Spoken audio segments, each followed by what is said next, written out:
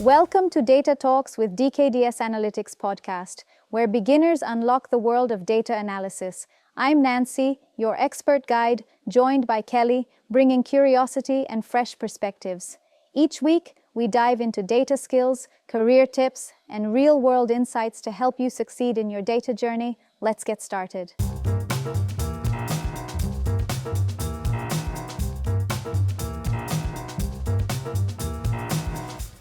Welcome to the deep dive.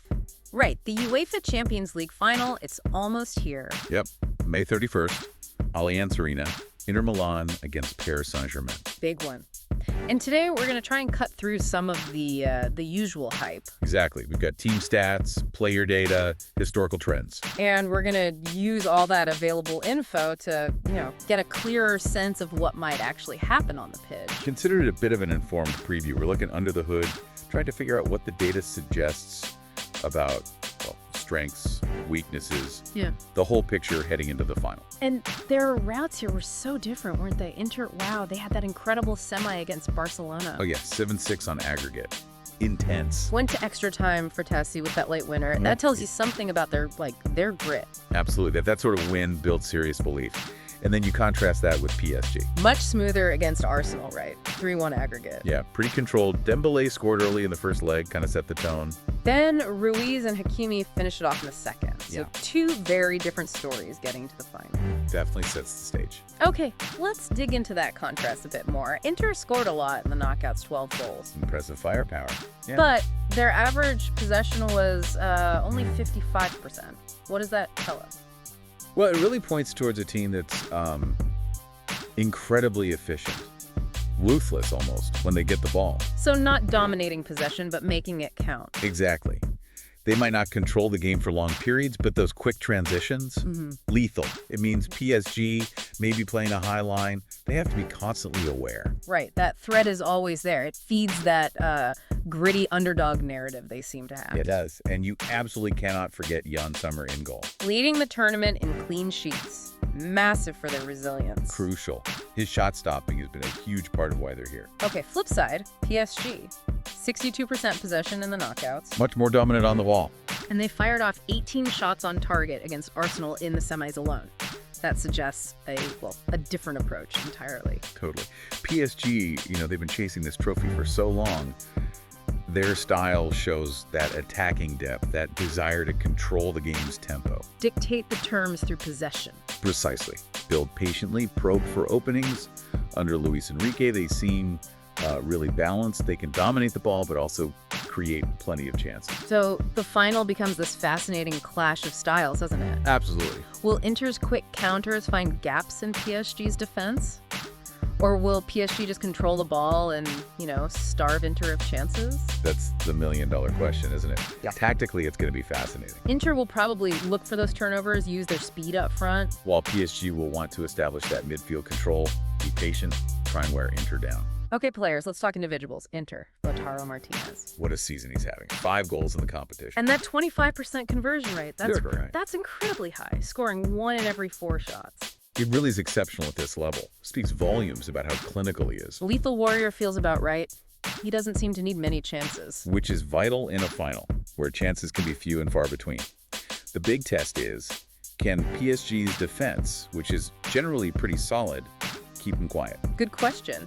Now, PSG Mbappe obviously gets the headlines, but Ousmane Dembélé, his numbers are eye-popping. 7 goal involvements, leading the way there. And 4.2 successful dribbles per game on average. That direct running, beating defenders must be a nightmare. He's so unpredictable, isn't he?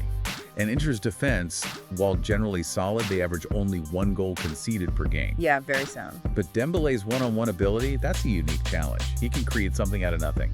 That could be key to unlocking Inter's backline. And we need to mention the keepers and defenses.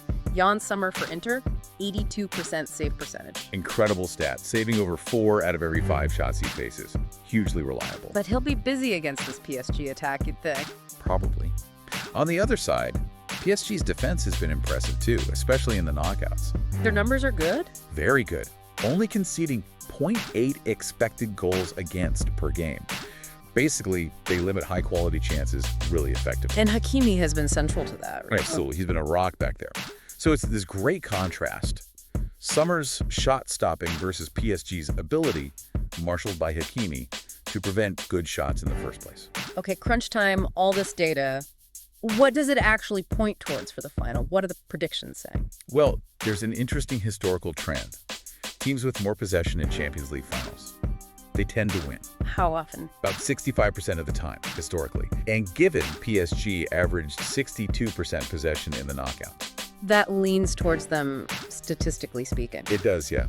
But, and this is a big but. Inter's defense, we keep coming back to it. Exactly. Their defensive data suggests they have something like a 40% chance of keeping a clean sheet. 40%. That's pretty high for a final against an attack like PSG's. It's significant. It definitely introduces that element of doubt, that possibility of, an upset if they could just shut PSG down. Okay, so simulations. What picture did they paint? They suggest a close game, but they do give PSG a slight edge. How slight? Around 55% probability of PSG winning, compared to 45% for Inter. Okay, so 55-45. And is there a common scoreline popping up? Yeah, the most frequent result in these simulations is actually 2-1 to PSG. Right, so the data seems to favor PSG, aligning with that narrative of their balanced team maybe finally getting over the line. It does seem to point that way. But that 45% for Inter, plus their proven resilience, it definitely leaves the door open for that classic underdog story. Absolutely. And beyond just the trophy, there's so much writing on this in terms of, legacy. Yeah, for PSG, it's finally achieving that ultimate goal. For Inter, maybe recapturing past European glory. Huge stakes. That 2-1 PSG scoreline. Can we just quickly recap the key stats that point towards that specific outcome? Like the condensed argument? Sure. So, if you pull together the main indicators, PSG averaged more goals per game this campaign, 2.86 versus Inter's 1.86. Okay. And fewer of PSG's goals came from penalties, only 1 versus 5 for Inter. Suggests maybe a stronger open play threat. That makes sense. Then there's the possession we talked about, 62% versus 55% in knockouts, linking to that historical 65% win rate for higher possession teams in finals. Right. Defensively, PSG looked tighter in the knockouts at 0.8 XG against. Inter, meanwhile, conceded quite a few recently. Remember the 6 against Barca across 2 legs? True. Their defense was tested there. Then the player comparison. Dembélé's wider threat, more goal involvement to dribbles versus Martínez's pure finishing focus. Maybe suggests more ways for PSG to score. Okay. Added the simulation probabilities favoring PSG slightly. 55-45. And potentially a freshness factor. PSG finished their league earlier. Inter were in a tight domestic race and their squad is slightly older on average. That could play a part late in the game.